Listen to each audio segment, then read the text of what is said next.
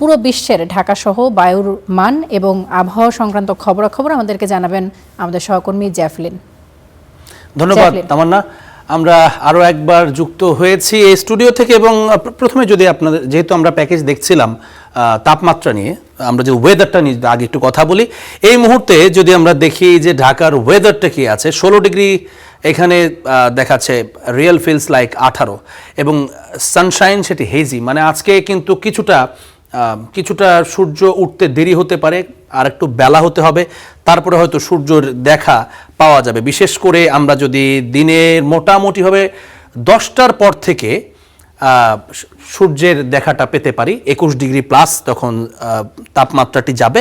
এবং আরও ভালোভাবে বলতে গেলে দিনের সর্বোচ্চ তাপমাত্রাটি আমরা পাবো মোটামুটি হবে বেলা 2টার দিকে গিয়ে আমরা দেখছি যে 28 ডিগ্রি সেলসিয়াস তাপমাত্রা। এবং আপনি দেখবেন যে সকালে এই মুহূর্তে 16 ডিগ্রি সেলসিয়াস তাপমাত্রা ঢাকায়, এবং দুপুরে 28 ডিগ্রি সেলসিয়াস তাপমাত্রা থাকবে, যেখানে ফিলস প্রায় 29, অর্থাৎ গরমের একটা ভাব কিন্তু এই সময় পড়বে।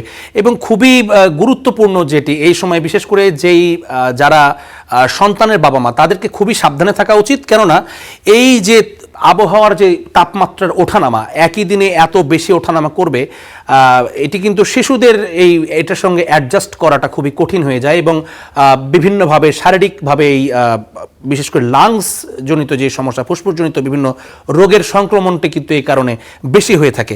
এবং বড়দের ক্ষেত্রেও এই সময়টাতে কিছুটা সচেতন থাকা উচিত।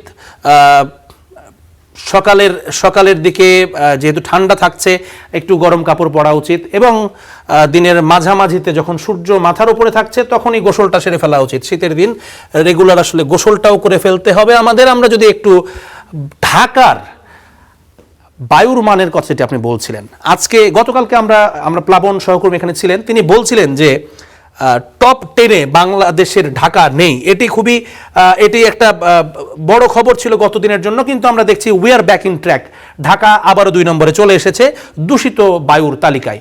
এটি অত্যন্ত হতাশার একটি বিষয় যে আমরা এই তালিকা থেকে একদিনের জন্য বাইরে ছিলাম, আজকে আবারও চলে এসেছি। এই মুহূর্তে ঢাকার এখানে আইকিউ ইন্ডেক্সে 274, অর্থাৎ 201 থেকে 300, এই স্ল্যাবটাকে বলা হচ্ছে ভেরি আনহেলদি, অর্থাৎ আমরা এখন ভেরি আনহেলদির ভিতরে আছি। এবং 1 নম্বরে রয়েছে সবচেয়ে দূষিত। আমরা বলতে গেলে আসলে 1 নম্বরে রয়েছি, কারণ আমাদের যে রেটিং পয়েন্ট সেটি কিন্তু 274।